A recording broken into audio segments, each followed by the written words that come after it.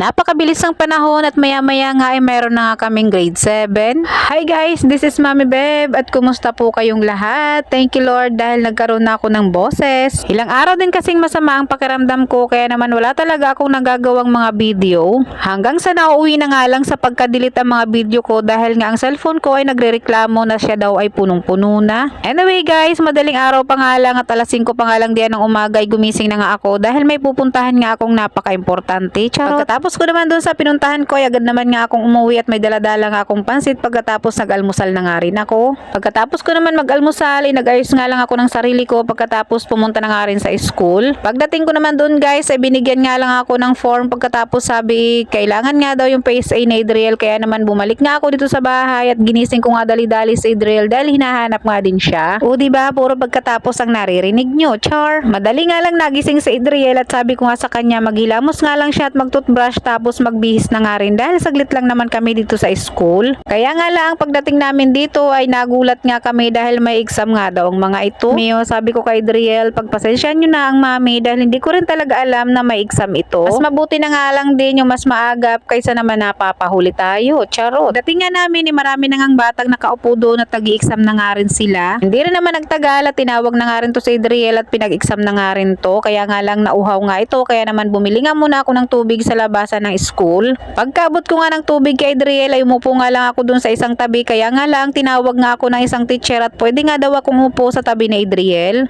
Tawang-tawa pa nga ako dito dahil sabi niya kagigising ko lang mami ayan napasabak ka agad ako sa exam. Diyos mio marimar.